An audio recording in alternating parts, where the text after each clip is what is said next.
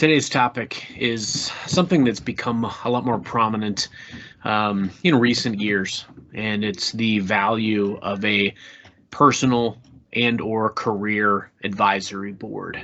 Um, you can call it any number of things.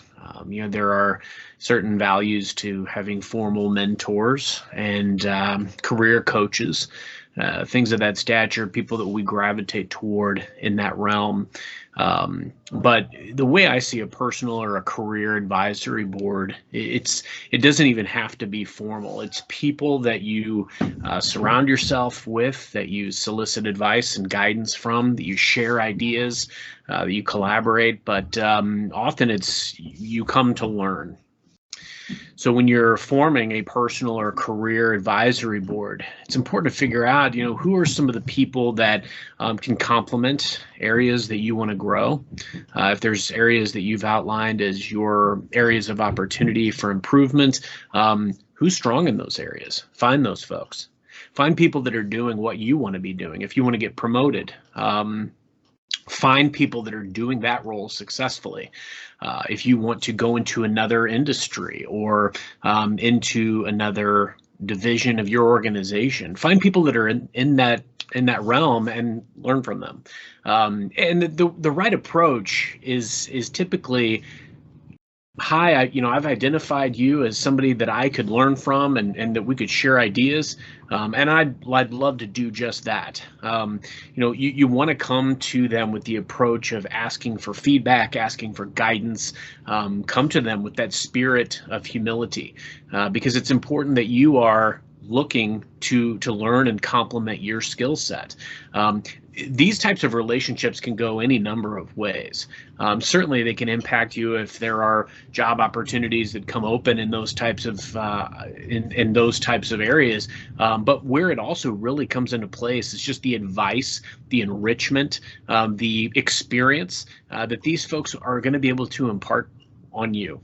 I'm thinking about my own personal and career advisory board, and there are people that I used to work with that have since gone elsewhere.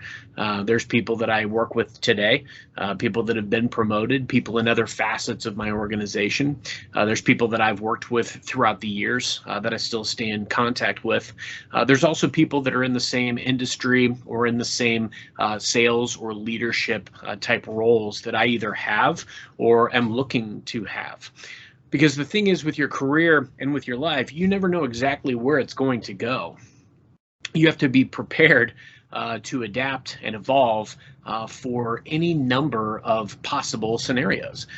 So the best thing you can do is learn and grow and look for ways to continue to add to your skill set. And you're going to do that best by understanding the different parameters of not only your role, but also what else is out there. And I think there is an immense value to having a personal and or career advisory board. This could be something as important to you as your faith, your volunteerism, other people with similar hobbies. Maybe you're both coaching kids' sports, or you're very active with certain hobbies. Finding people that have different perspectives as well is incredible, because it opens your mind. It opens your mind to different ways of thinking, but it also is going to help you ultimately in building consensus, gaining momentum, and truly understanding how other people are thinking, so that you can work effectively and collaborate. Because at the end of it, the most important thing is that you develop and invest in relationships. And if you develop and invest in relationships that are going to have long-term enriching effects in your personal life and in your career journey, all the better. So there's an incredible value to personal and career advisory boards, or boards of advisors. And so I encourage you to think very strategically about how different people can positively influence your journey. Invest in time with them, reach out respectfully, let them know that you think highly of them or their work or their experience, or based on their experiences or their their accolades or their accomplishments, you felt that there was a substantial amount that you could learn and that you'd love to share ideas, and would even welcome the opportunity for 15 to 20 minutes just to get some of their feedback or guidance or advice. That type of approach is more apt to get a response, but furthermore, the key is just starting that conversation.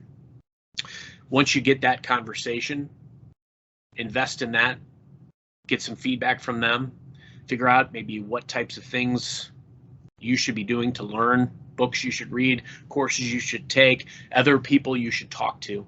And then at the conclusion of that, ask them, indicate that this was a worthwhile usage of your time and that you'd like to continue the dialogue. Ask if it makes sense to schedule another session.